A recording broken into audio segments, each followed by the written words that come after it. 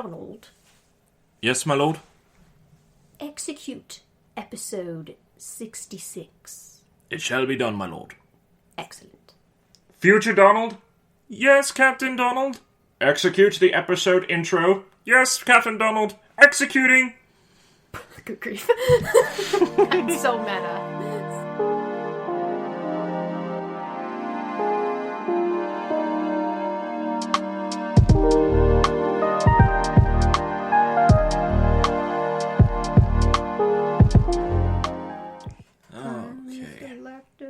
Joker's still right here I am. Stuck in the middle with you.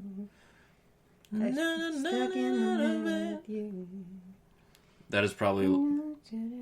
So, we having fun yet? That scene is constantly played in my mind. I pity you. I mean, it's a good torture scene. Don't get me wrong. It is. I think it's probably like one of the most iconic torture scenes in media. Mm-hmm. So, yep. There's that.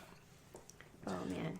So, we ready to dive into the world of a director that is full of violence, drugs, sex, and debauchery? Walt Disney. Wait. Okay, the other director. Oh, Quentin Tarantino. There we go. Okay, there we go.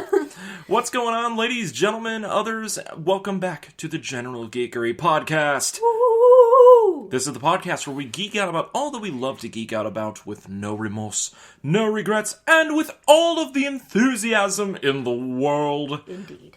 As always, this is Donald Kaczynski, your resident coffee ninja by day, actor, gamer, streamer by night. And joining me, as always, she is the artiste extraordinaire, dice slinger magnificent herself, Hannah Kubiak. Oh, hello. I was just about to take a sip of my tea. Oh, sorry. Enjoy the sips of the tea. That's right, we stand both coffee and tea in this podcast. Very good. Aww.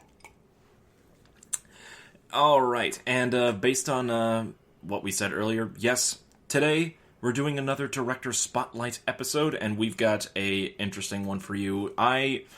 Because this director will always have, in a person's top films of all time, one of his films will at least be on there, for some people. Yeah.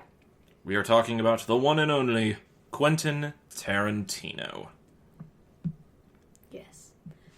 So, this episode was my idea, and I did some research. I basically mostly did research on the movies that I have actually seen, although there are a couple in here that I haven't, that I meant to watch, but I didn't. I think that's the interesting thing with Tarantino, because, like, he's one of the most critically acclaimed, like, directors, but, like, compared to, like, a lot of other directors that have had, like, numerous amounts, he's only had, like, maybe he's personally directed a little over 10 films. Mm-hmm. And nearly every single one of them has been a hit. Yeah. I didn't know that he was an actor in some of those as well. Like, that he had cameos. Because I had no idea what he looked like when I saw the movies, so... He's even done another stuff. He was actually in Shawshank Redemption, too. Really? Yeah, do you remember at the end of the film when Morgan Freeman's character, Red, got out of prison and he ended up working as a bagman at that one store? And yeah. And he asked his boss for a restroom break? Yeah. His boss was Quentin Tarantino. Oh, hey! Okay. So, little bit of a fun little Easter egg for you guys. Oh, I see. A Tarantino egg. Okay. Indeed. Well, the first movie I have is, of course, Reservoir Dogs in 1992. Looking back on the track for a little greenback. Sorry, that opening number is stuck in my head. So, it's about diamond thieves in a heist gone terribly wrong. So, it was Tarantino's first major movie. I think it was an independent film. At the time, yes, I believe so. Yeah, it incorporates many motifs that have become Tarantino's classics, like violent crime, pop culture references, profanity, and non-linear storytelling. Tarantino also wrote the screenplay for this movie, and he played Mr. Brown, one of the diamond thieves. He's the first one to get killed during the heist. Yep. So I did not know that when I saw this movie. Have you seen this movie, Donald? Not as much as some of his other works. I've only seen it once, so. But this film really is like a early precursor to like a lot of like the style that Tarantino brings to a lot of his films. Gun violence, heavy on violent exploitation, things of that nature. And yeah. And the non-linear storytelling as well, I find very interesting. That's in a lot of his stuff. Yeah, I really enjoy that because a lot of the time, when we get to another movie, I'll talk about this a little bit more, but the sort of most exciting part of your life usually isn't the last thing that happens to you. It can be kind of anticlimactic. That's true. So in some of Tarantino's movies, the end of the movie isn't really the end, except in that it comes at the end of the movie. Chronologically, it doesn't. Oh, yeah. Let's see. Reservoir Dogs. It starts with... Doesn't it start with one of the guys driving the other guy who had been shot by a random stander-by or something? I believe so. It's been so long since I've seen the original Reservoir Dogs. I have the film, too. Okay. But yeah, the one of them, Mr. Orange, has been shot in the gut, and if I'm not the other guy's driving him to the safe house. True, and if I'm not mistaken, Mr. Orange is played by Tim Roth, who is a constant recurring actor in a lot of Tarantino's films. He was in Pulp Fiction. He was the guy robbing the diner, right? Yep, he was the guy robbing the diner in Pulp Fiction. He was one of the guys in Hateful Eight. Oh, okay. I don't know. I forget if he was in either Inglourious Basterds or Django, or if he was even in Once Upon a Time in Hollywood. I still have not seen Once Upon a Time in Hollywood yet. Oh, neither have I. So please don't hate us, viewers. Yeah, I just need to find somewhere that my poor ass can watch it. We need to do a Tarantino marathon. Oh gosh, I'm going to be so messed up. You know, one time when I was in college, I think I was a junior, me and all of my other single friends for Valentine's Day, we played Mortal Kombat and watched Inglourious Basterds. It was awesome. Oh, yes. I was like, I pity the fools who are out having dinner right now. Is that a clink clink? I will clink clink to that. To my sad, sad past. Anyway, there's a lot of really what people call classic Tarantino stuff that happens in this movie. There's that Mr. Blonde plays Stuck in the Middle with You before cutting off the cop's ear. Oh yeah, music montages. They are a thing. Mm-hmm. That's another thing we should put in our list of Tarantino hallmarks: music montages. Also, just random fact quips that turn into full-length conversations. Because if I remember right, during a point in the film, they were discussing a Madonna song. Oh yeah, they were. Yeah, that was like one of the first instances of like Tarantino talking, starting up conversations in like either random or tense situations about random things before the action takes place. You see that more explicitly in his follow-up film, which we'll get to. But that was like one of the first instances where that kind of his storytelling style came forth in that. Okay. Can we go into Spoiler Town? Yes, we can go into Spoiler Town. Okay. Spoiler alert! So, I finally got invested in the movie when I realized that the guy who had gotten shot in the gut at the beginning of the movie and was dying was actually the undercover cop who was part of the heist. And it's like, oh my gosh, that is the worst. That he was undercover on this diamond heist, and the diamond heist goes wrong, and on the way out, they try to steal a car to get away, and the lady who owns the car pulls a gun and shoots him. Like the most random-ass, sad thing to happen to this guy. Oh my god, it's like a more random version of Leonardo DiCaprio's character from Departed. Oh my god. Yeah. Oh gosh. Yeah. Oh man. I don't know what that sound was. It's probably my computer doing something weird.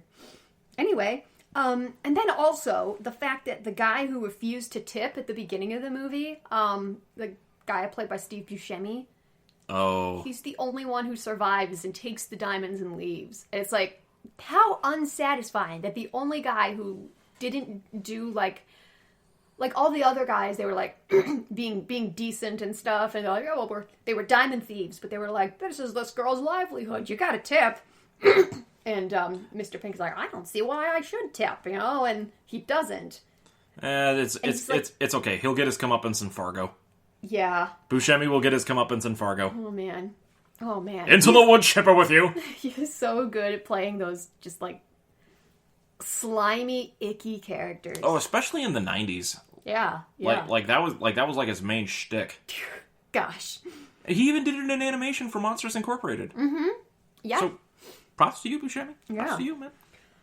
Another little fun fact is there is a 12th season episode of Supernatural that pays homage to Reservoir Dogs. The episode is called Stuck in the Middle with You, and it's about the group of the main cast going to steal an artifact from this demon, but then it all goes horribly wrong, and one of them gets stabbed with a angel-killing spear, and and it's done in this style as well, where it starts just where the whole plan is going to shit, and then it goes back to how it all started a week earlier when they're having this discussion in a diner. So... Oh my goodness. Oh, it's a good episode, too.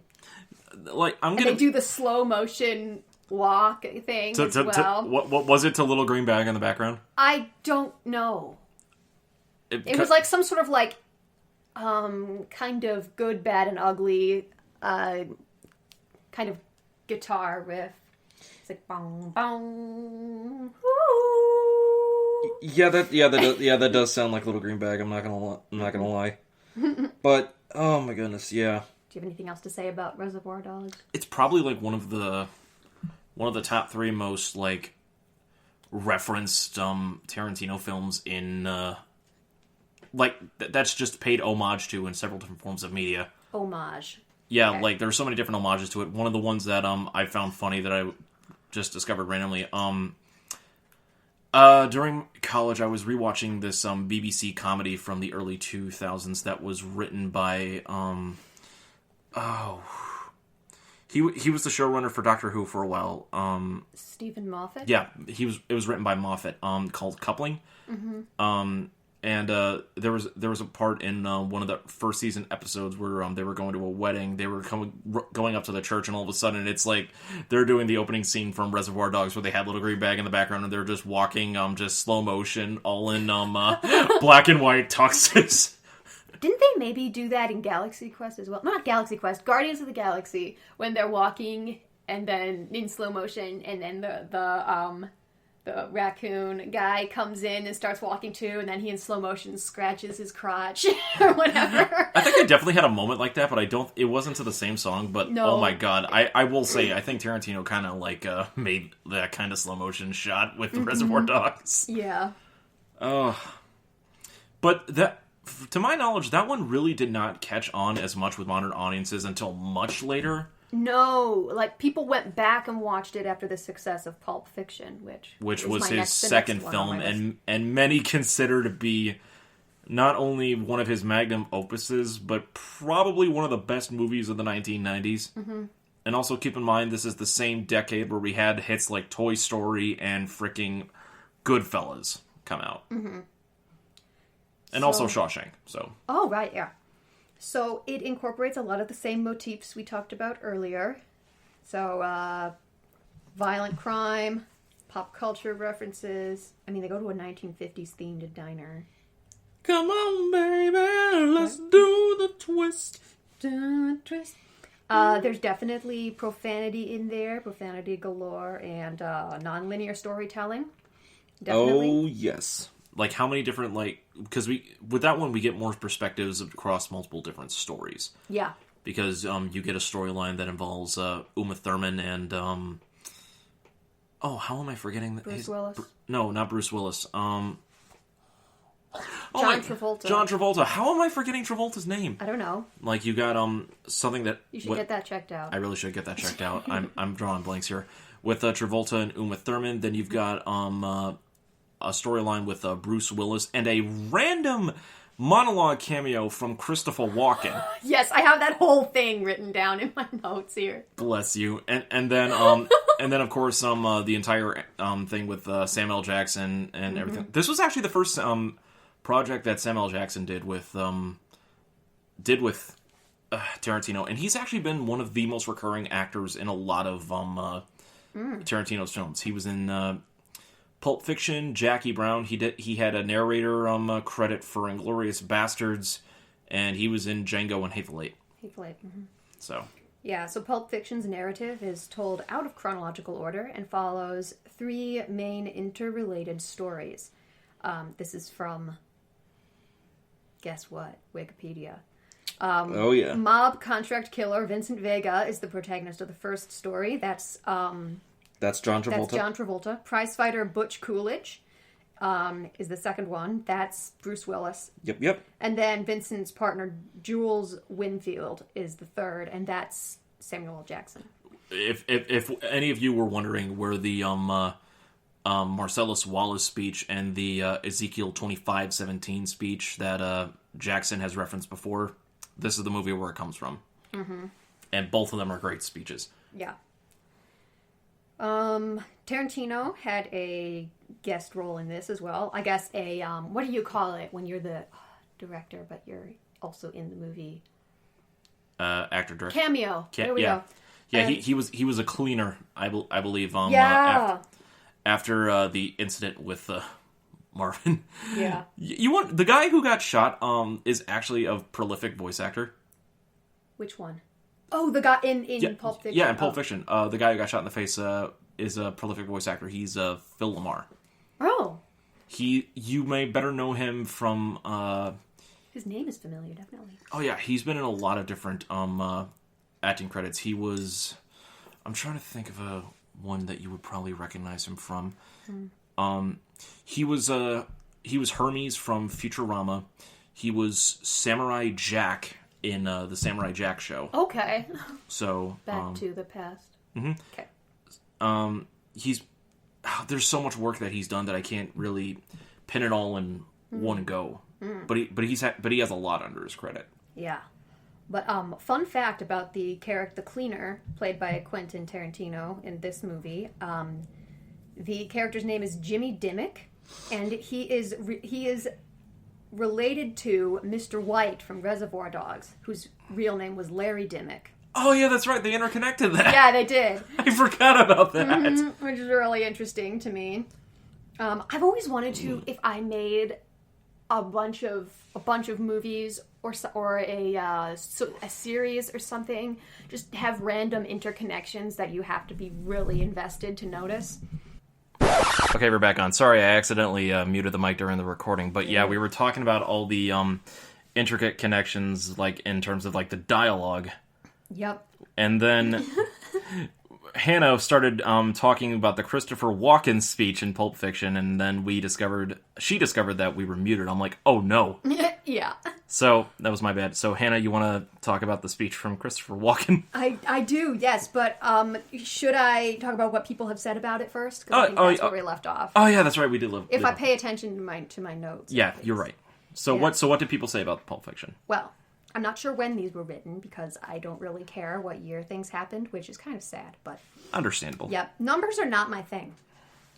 We're theater majors, not math experts. Yes. Okay. I'm a doctor, not a mathematician. Damn it, Jim. Okay, Entertainment Weekly's Owen Gleiberman said, "You get intoxicated by it, high on the rediscovery of how pleasurable a movie can be.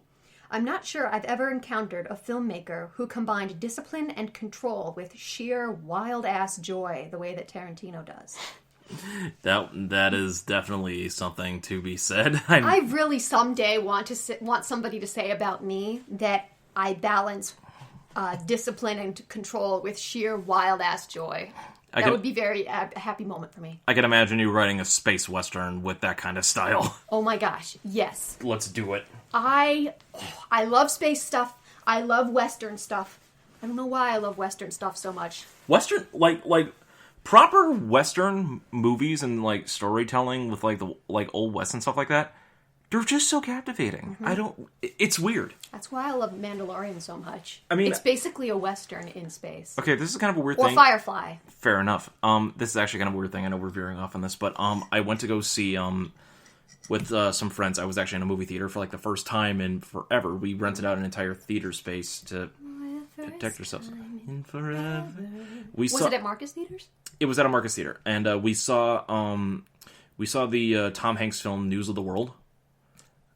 Yeah, that is a Western style film. It takes place post Civil War in the South. Oh my god! It's something. I'll tell you that. Oh my gosh! It's pretty good. Oh, I can just tell that's gonna break my heart. Oh, plus it's Tom Hanks, so I mean, come on. All right, here's another person. Roger Ebert of the Chicago Sun-Times described Pulp Fiction as so well written in a scruffy fanzine way that you want to rub noses in it. The noses of those zombie writers who take screenwriting classes that teach them the formulas for hit films. Oh my god. Like, I swear to God, critics on newspapers and restaurants and everything like that, they could be so freaking brutal with their descriptions sometimes. And so amazing at the same time. And Ebert is always one of them that I've always come across every now and again. Really? When do you think he wrote this? I don't know. I think it's funny that you recognize the name of a movie critic. I've seen several of his critics before. I've seen several of like his critic reviews before. Criticisms before. I think this one was like in the 90s or like 2000s when I just randomly looked up like movie facts. Oh, okay. Like sometimes I do it for fun, and his name has definitely come up in like my readings. Okay.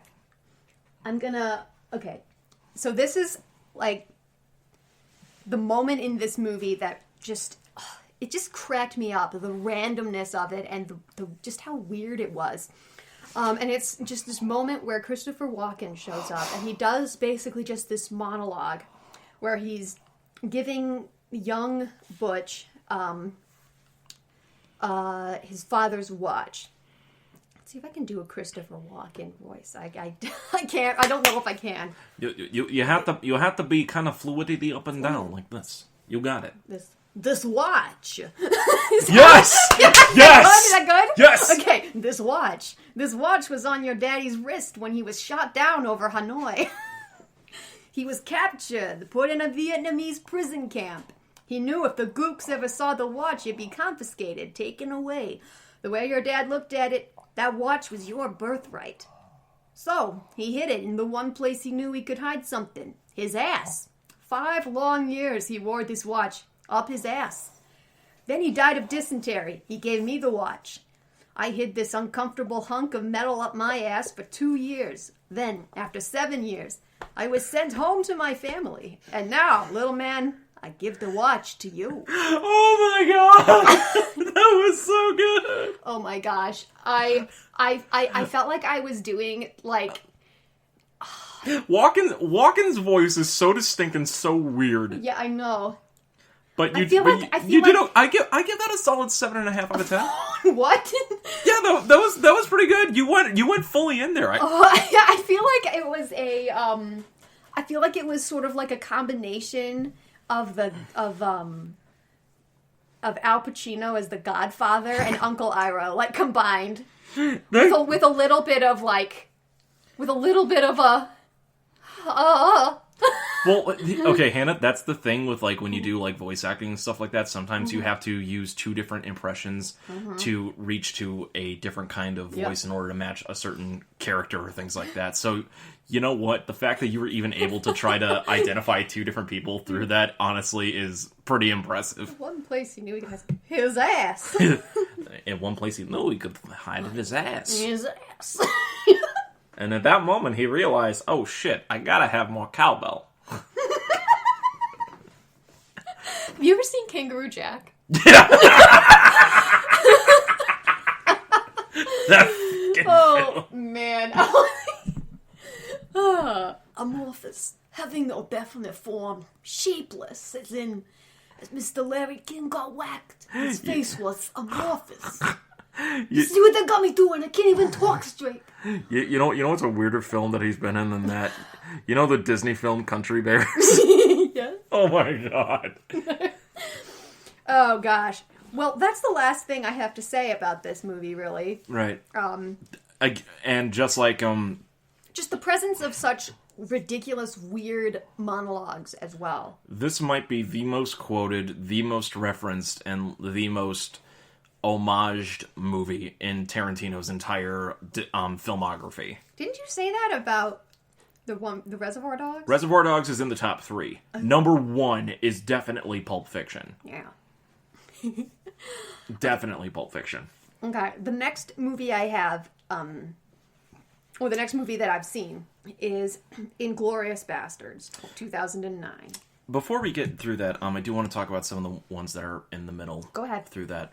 Following that, you had Jackie Brown, which even though it wasn't as critically acclaimed as like some of his other films, it was still pretty solid. Like, you had Samuel L. Jackson return to that. It was the first and so far only time that Robert De Niro and Tarantino ever collabed on a lot of different stuff. I actually, when I was looking through all this, I managed to find a chart of reoccurring actors that have been in many of Tarantino's films.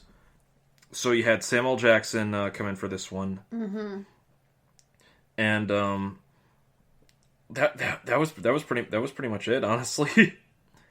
But yeah, a lot of this stuff. Oh man, Jackie Brown was a weird one. I hardly remember that.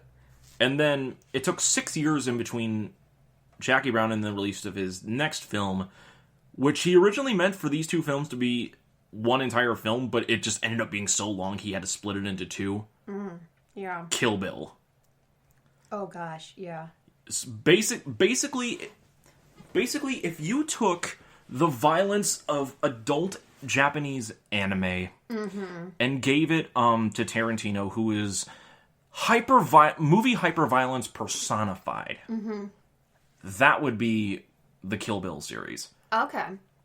And of course, you got Uma Thurman returning as the bride, which magnificent, I must say. And then you had who else came back for this one? Samuel Jackson was in the second part? I do not remember that.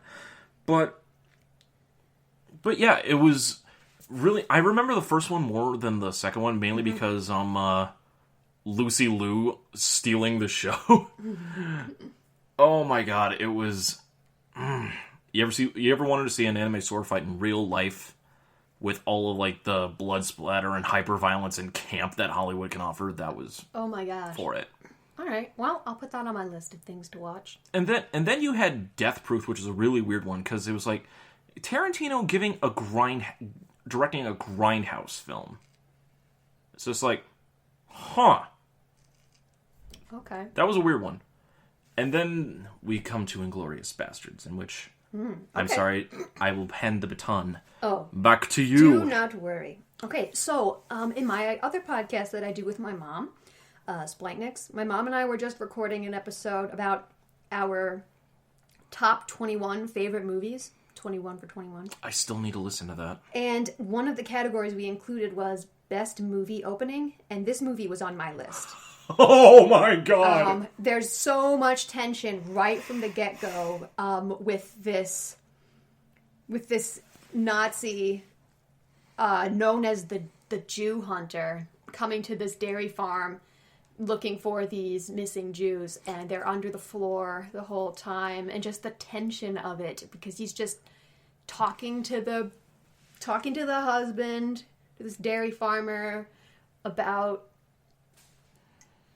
the fact that he's looking for the Jews and how they're missing and what'll happen to people who are hiding the Jews and everything.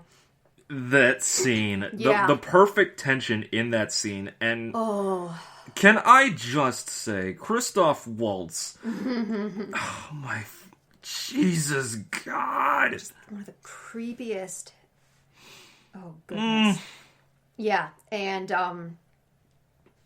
this film tells a alternate history of two plots to assassinate Nazi Germany's leadership. One planned by Shoshana Dreyfus, who was a survivor of one of the Jews under the floorboards who survived that massacre. Mm-hmm. And then also she's a young French Jewish cinema proprietor, basically. Yep. And then the other plot is carried out by a team of Jewish American soldiers led by First Lieutenant Aldo Raine, who's played by Brad Pitt. They finally managed to get Brad Pitt in there. Yep. They call themselves the Bastards with an E, a commando unit. They instill fear among the German soldiers by killing and scalping them. And one of my favorite characters in them is Donnie the Bear Jew. Donnie the Bear Jew Donowitz. Now, I'm going to ask you one more goddamn time to tell us where everything is. Now, if you still respectfully refuse, I'm calling the Bear Jew over. He's going to take that big giant bat of his, and he is going to beat your ass to death with it. That was probably... I don't know why it bothered me so much. Like... Oh... That scene for some reason with him beating up the officers, yeah. And that was an uncomfortable scene. I will admit. It made me uncomfortable because I kind of admired the Nazi for not giving up any information, but then also.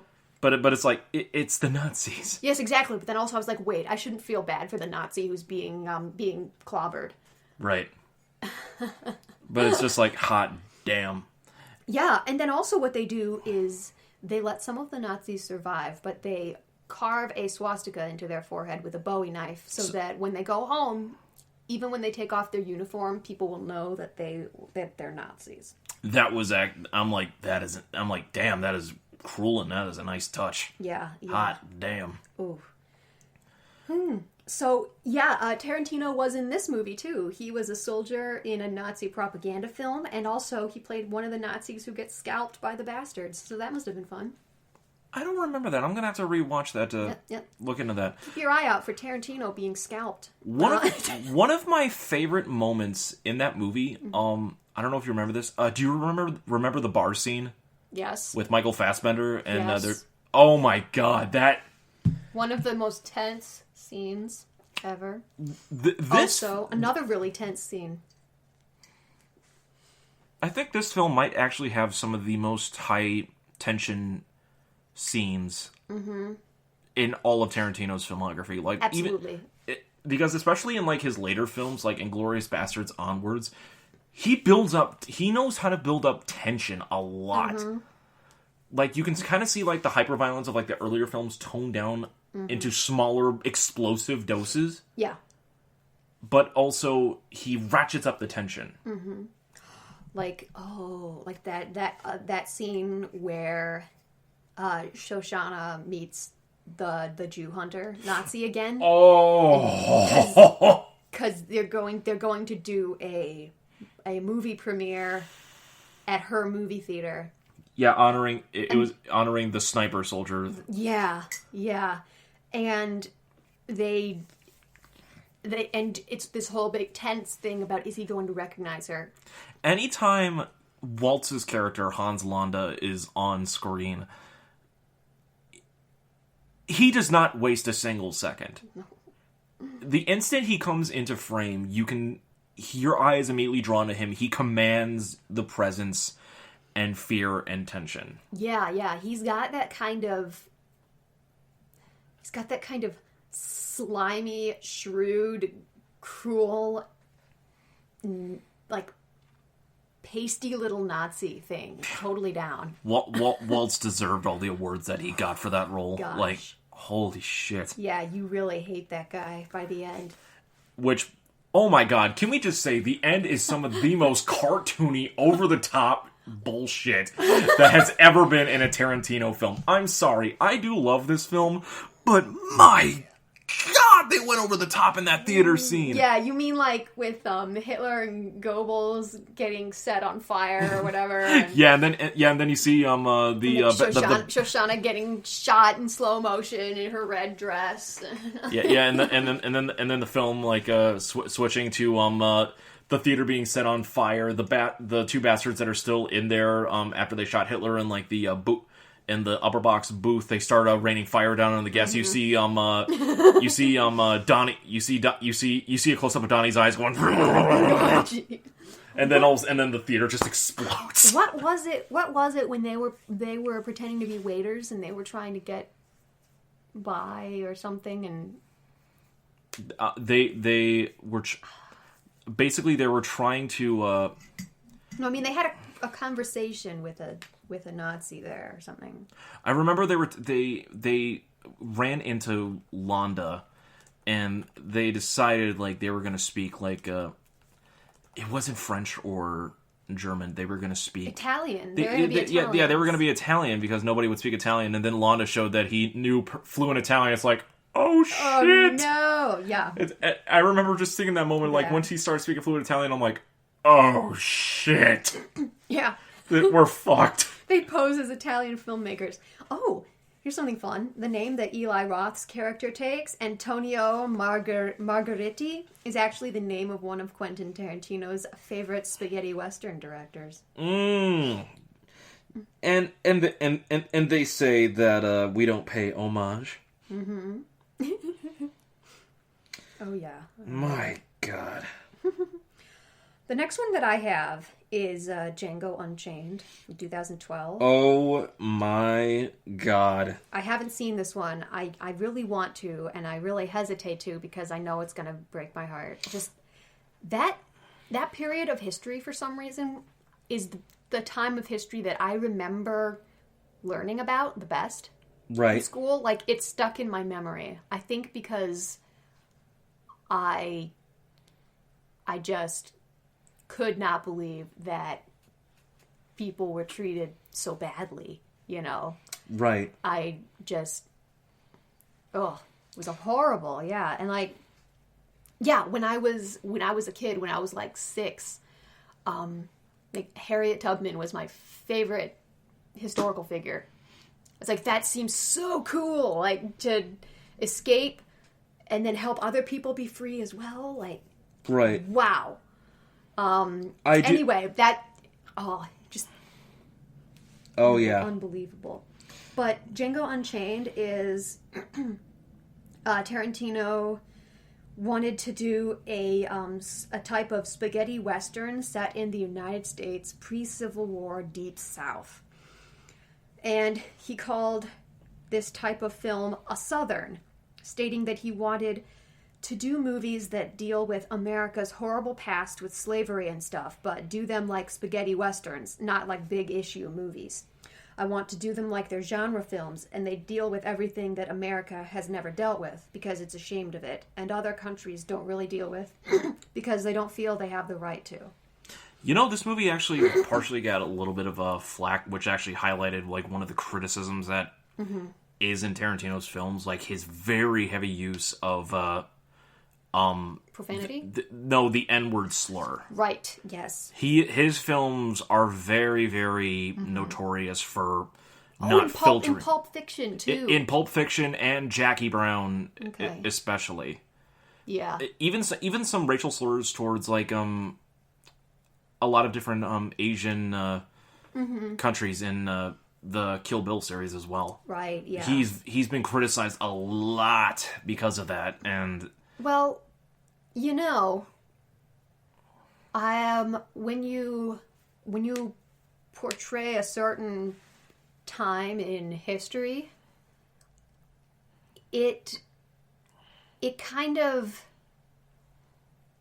I wouldn't say exactly that it does a disservice, but I feel like that's part of what made that time so horrible and stuff. Like, I think it kind of, it makes it more real. Right. I suppose that because that's one of those words that you hear and you're kind of like, wait, what? Yeah. And just how casually people say it back then in that time in the Deep South. True. And but I do understand that, but it's also like you get two different kinds of the things. Like one, yes, it is set in a time period and everything like that, but two, Tarantino's style is very different in that like he is like he incorporates the real elements that happen at the time, but at the same time it's super irreverent. Is it kind of irreverent? Kind of, but also like an almost idealized kind of fantasy environment, kind of. Yeah, with that level of like ultra violence and like things like that. Yeah, it is. It does depend. Like, yeah, he said like not to make a movie like a big issue movie. Right. Now I'm indifferent to like how that is all handled. I'm not going to be like one of the type of people to outright ban something like that if like if it's a hyper idealized version like that. I just feel like it's kind of a disservice to not bring that aspect up. I'd have to see the movie because the one scene that I think about every single time with that is a dinner table scene involving Jamie Foxx, DiCaprio, Samuel Jackson, and Christoph Waltz. Oh my god, DiCaprio is such a slimeball in this film. Oh gosh. He goes so into it at a point where he gets so angry in character that he slams his hand onto a table and actually cuts so deep into his hand that his blood starts pouring out on set because he slapped his hand right down on a wine glass. And he was in character the entire time, and it made it into the film. Wow. You have to see it to understand. I will find it. I will not spoil what happens during that scene, but once you have that knowledge in your head and you see that scene, you're like, what the fuck? Yeah, I mean, I can tell, I know that this movie's going to mess me up for a bit when I watch it. It's like, yeah, just... it was actually based on a 1966 Italian film. No, I didn't know that. It was named Django. Oh, okay. So from there, 3 years later until his next film release, and honestly, this one got a little bit of because part of the script was actually released right around the time, like a little bit after Django got released. Yeah. Like there was an entire thing on that. Like part of it got leaked. That's right. So this movie, The Hateful Eight, in 2015. This is actually the one that I enjoyed the most when I watched it the first time. This is so different from a lot of... This is probably his slowest moving film. Yeah. And it was originally going to be a sequel to Django, but he changed his mind and made it a standalone. I'm glad he went with that choice. Yeah. It's a film about 8 strangers who seek refuge from a blizzard in a stagecoach stopover sometime after the American Civil War. So some of the characters are a bounty hunter, Major Marquis Warren. Sam L. Jackson. And he's transporting 3 dead bounties to Red Rock, Wyoming. They're all heading to Red Rock. Yep. And there is a bounty hunter, John Ruth. The hangman, Kurt Russell himself. Yep, handcuffed to fugitive Daisy Domergue. Oh my gosh, she was a rat in that one. Oh my god. I loved that character. Oh. You want to know something funny? Yeah. So, my character in Loaded Dice, her name is Petra Domergue. Because I loved that name so much. I just thought it was great. Oh my goodness. Domergue. Indeed. And she's being Daisy Domergue is being escorted to Red Rock to be hanged. And there's another guy who's traveling to Red Rock to become the town's new sheriff. I got it right here. Chris Mannix. Right. I have the entire cast list in front of me. Yeah. And so it all takes place with them arriving at this stopover called Minnie's Haberdashery. Because there's an entire blizzard going on, and like they would not be able to get through the storm. Yep. And so it's about the events there, because when they arrive, it becomes pretty obvious that something is off. Something is afoot. And people start dying. It's kind of like, and then there were none. Kind of, yeah. Yeah. Pretty much. And of course you've got you also have Tim Roth returning to work with Tarantino again. Mm-hmm. I remember watching that, and I was watching English Pete, and I'm like, is that Tim Roth? Yep. Spot Tim Roth. It's the new Where's Waldo. And then of course out of nowhere, like, you just like, wait, Channing Tatum? What? Yeah. Nani? Nani? Like, that entire film was... Okay, this is actually going to be really funny. So this is a little bit of tidbit. It better be. You've seen Hateful Eight. Yeah. Do you remember the scene in the middle of the film where Daisy Domergue starts playing on that old banjo guitar and everything like that, and it pisses off the hangman so much that he basically takes it out of her hand and breaks the guitar? Yeah. That was an actual expensive guitar worth in the millions. The thing is, they forgot to yell cut and replace that guitar with the prop that they had, because that was actually on loan from a museum. Holy! that was on loan from a museum that they lend real authentic stuff in order to use for partial props that they can also use to replicate. They forgot to tell Russell that before they filmed that scene, apparently. Oh goodness! And when Daisy's character is yelling no, and that was actually the actress breaking character, because she actually knew that was the real guitar. Apparently not only did that backlash on Tarantino and like the studio and Hollywood so bad that museum, which has loaned some of their artifacts in order to use for movies, refuses to do business anymore with Hollywood because of that.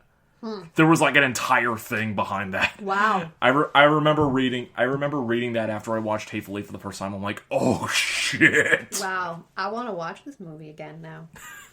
But honestly, I'm gonna say it. This might actually be like one of my favorite This might be one of my favorite Tarantino films of like the 2010s. Mm-hmm. This is partially on me not seeing his most recent one, Once Upon a Time in Hollywood. Mm-hmm. But I've seen Django, and I saw Inglourious Bastards. Mm-hmm. I think I like Hateful Eight a little bit more. I like... It's very different compared to like a lot of Tarantino's other works, like how it's slightly drawn out. It is long. Yeah. Don't get me wrong. But... With the smaller cast, and you're spending so much time building up character and more time with them, and you're the payoff is worth the wait. Mm-hmm. I believe the payoff is worth the wait. Yeah, it's not as hyper violent as like a lot of his past films, especially following Django. But what about the poison that makes you vomit blood? Okay, that one was pretty.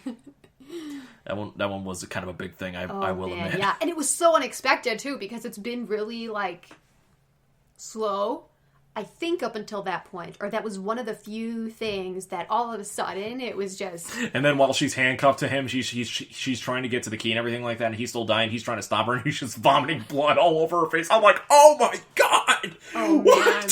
That's right, she spends the rest of the movie, like, caked in it. Ew. I was like, oh my god. What a role. What a fun role. What a visceral image. Oh, man. Okay, so neither of us have seen this one, but the last one I want to touch on is Once Upon a Time in Hollywood, made in 2019. I've heard so many different opinions about this film, just from... Because where I work, we work right next door to a cinema. Mm-hmm. And I've heard from both workers of the cinema as well as constant patrons in the cafe that also go to there that have seen it, and as well as coworkers that have seen it give their opinions. Mm-hmm. I don't know what to draw from it, but the concept sounds so fun. Yeah, it features multiple storylines in a modern fairy tale tribute to the final moments of Hollywood's golden age. So it's about an actor and his stunt double in 1969. Which has DiCaprio coming back for that, which I have to say, well done. I always love seeing DiCaprio come back for stupid bullshit. Yeah. Oh, man. And also brought back Brad Pitt, too. Yeah. So, yeah, you got Brad Pitt, you got Margot Robbie, and a bunch of other stuff as well. Oh, yeah, that's right. Al Pacino came in for this one. I forgot about that. Oh. And, yeah, this basically, it's reference to the Charles Manson stuff, right? You mean, Helter Skelter? I think so. Hold The on. Manson murders... I feel like the Manson murders took place in, like, 67 or something. I think so. Okay, hold on. Let's see if Hannah actually knows a date. 67, I'm going to say... No, wait! Or was it 77? 67. I'm going to say 67. Whatever the Summer of Love was. Right. Oh, man. But yeah, I don't know if Charles Manson had anything to do with this movie. I if I remember correctly, I remember reading like it had to do with the Manson family too. It must have been in the 60s, because in Mindhunter they wanted to interview him. And they did. Okay, let's see. The film is originally set in 1969. This movie, yeah. Yeah, Once Upon a Time in Hollywood. Yeah. Okay, so yeah, we're good. I'm just looking up when were the Manson murders, because I have to know. Oh, they were in 1969 too. There we go. Okay, I was right. Thank God. Okay. Okay. Yeah. I know my research. Oh yeah. August 1969. I did a thing. Yeah. The grisly murders of actress Sharon Tate and 4 other people. Oh yeah, that's right. Because I think they had they had someone playing Sharon Tate in that. I think. Oh, okay. Oh my gosh. Yep. Margot Robbie actually plays Sharon Tate. Oh gosh. Okay. I can't believe you made that connection. I can't believe that too. Oh gosh. And also, I remember listening to a podcast about the Manson murders. And thinking to myself that since they took place in 1969, I would never forget that date. Nice. Hey, but I did. we made that circle connection, baby. Oh man. But so here's a thing. Do we think? Here's a question for you, Donald, about these movies. Is the excessive violence necessary? You know what? That is actually a very good question. I actually had a discussion with this with a customer of mine literally a week or two ago about this because he worked in law enforcement. He's retired now. Shout out to you, Dave. And he's going through all these different films and he's going through Tarantino films. He doesn't really like them as much because of the excessive violence and the experience that he's seen in the field.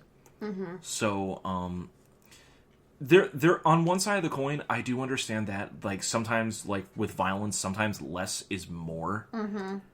But at the same time, with Tarantino making these hyper-realized worlds where over-the-top violence is the norm, it can be kind of expected. That's why I said Hateful Eight is kind of like a weird departure from that. Yeah. So, yes and no. It's a very hard question. It's a very hard thing to answer when it comes to Tarantino. Yeah. Because his style is so ingrained in our minds that when you hear the name Quentin Tarantino, you expect a certain thing from him. Yeah. It's just like when you see like a certain director attached to a certain project, like you see a Martin Scorsese. When you see a Scorsese film, you expect, okay, mobsters are going to be involved. Mobsters involved in some way, shape, or form. Long drawn out character development over multiple years, and very nail biting moments. But Spielberg, grand spectacle, something spotlights really, everywhere. Something really sad having to do with kids. Exactly. Yeah. So here's what I have to say to: is the excessive violence necessary? So, excessive violence basically means too much violence. So, like, unnecessary violence. Right. So, by its very definition, excessive violence is not necessary. But that doesn't stop people all over the place from committing atrocious acts toward each other. So, from a movie-making standpoint, it might not be necessary, but it's definitely it's definitely not out of line. Yeah. I would say, with what goes on in the world sometimes. Yeah, because with Tarantino's style, like, with it being hyper-realized, a lot of films were like, well, where do we draw the line in order to make things acceptable for so-and-so? So, because Tarantino's style is so hyper-realized, he has no filter when it comes to, like, these styles of killings. Can they be over the top? Absolutely. Inglourious Bastards and Kill Bill are perfect examples of, like, this style going completely over the top. Yeah. But at the same time, for some of the stuff that is real to the nitty-gritty, like the torture scene from Reservoir Dogs, sometimes it helps heighten the moment and the story. Yeah, bring it around to the first one again. So, because that's the thing. This is hyper-realism. This is basically taking further stuff that can happen. Yeah. And it's not like it's being, like, romanticized or anything like that. Like, what you see is what you get. And it can be gruesome. It can be gruesome. Can it be campy gruesome? Absolutely. But it's become a style that has become so ingrained into his ledger that it's kind of hard to wipe that off. Yeah. We've come to expect it. Yeah. So, is it necessary? For some, yes. For some, no. Depends on what story you're telling and what you're trying to say with it. Exactly. Like, Hateful Eight, like I said, perfect example of it. Less is more in that one, especially in being such an enclosed space with a certain amount of characters and people being drawn out. Yeah, the thing about a movie that takes place with people close together in isolation is the tension is like a pot boiling over. Exactly. As opposed to people in wide open spaces shooting guns at each other. It's just a different kind of tension and a different kind of movie. Yep. So. Absolutely. That's my take on it. That's my take on it. Do I like it every now and again? Heck yes. Does it always need to be present? No, it does not. There's a time, there's a place. And Tarantino always usually hits more than he misses. Usually. I still question Death Proof, but that's just me. Then again, Grindhouse is not my genre of film, so that's me. Yeah. Anything else to add to Tarantino? Nope. All right. I've said everything I wanted to say. All right, yeah. So yeah, Quentin Tarantino, so many different acclaimed films, some for good, some for bad. And of course, like, the man behind the movies is just as weird and crazy as some of the stuff we see on screen. Just crazy. Well, you didn't even mention the boa constrictor. Yeah, that's something I want to see. Okay, just Tarantino. What is with your obsession of feet? I'm just going to leave it there. For those that know, you know. For those that don't know, one instance does not an obsession make. What about the scene in Inglourious Bastards where they're basically focusing on the heel that was left at the bar and the woman's broken foot? Are you thinking he's kind of like a Jerry Brudos kind of person? The man has a foot fetish. I swear to God. Or does he have a shoe fetish? I don't even. Do we really want to know? No. Let's just move on from this. I do not care to know. We spent enough time on this. I'm sorry I brought it up. I'll bet Cinderella was his favorite Disney movie. Oh, God. Why? That's it. We're cut off. And I'm broken. Thank you, Hannah. You're welcome. It's my pleasure. All right. Thank you guys so much for listening to this episode of the General Geekery Podcast. If you guys liked what you've been what you listened to, make sure to follow us wherever podcasts can be found. We're on Spotify, Spreaker, Stitcher, and if you don't have access to any of those streaming services, or even Apple Podcasts, because we're on there now as well, you can check out the Anime River Bridge YouTube channel, which is my personal YouTube channel. If you don't have any access to those streaming services, you can follow us on social media at General Geekery on Instagram and at Gen Geek Podcast on Facebook and Twitter. And if you really do want to support the show, we would greatly appreciate it. You guys can pledge to our Patreon at patreon.com/General Geekery. The link for that will be in the description for this episode if you want to pledge. You also get access to free early access to the episodes. You can also see some exclusive content that we're planning in the future. So please, by all means, go check it out. Yep. And just a shout out to our sponsor that we have right now, or our patron, I should say. Our patron of the episode. Our patron, Brittany H. Thank you. Grazie. We appreciate you. Yes. I was so excited. I was like, we have a patron. One patron. It starts with one. It starts with one. Indeed. Hannah, where can they check you out at? Oh, well, you can find me rolling dice with my party every Monday at 7:30 Central on twitch.tv/Loaded Dice Adventures. I play Petra Domergu, the Dragonborn Ranger Rogue.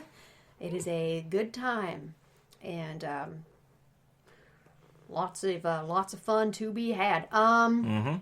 You can also find me on my other podcast that I do with my mom, the SPLANCHNIC podcast, where we talk about TV, movies, books, and tabletop gaming, all from the perspective of two different generations. And if you wish to follow me on Instagram, you can find me at Pythian Legume. Good luck spelling that.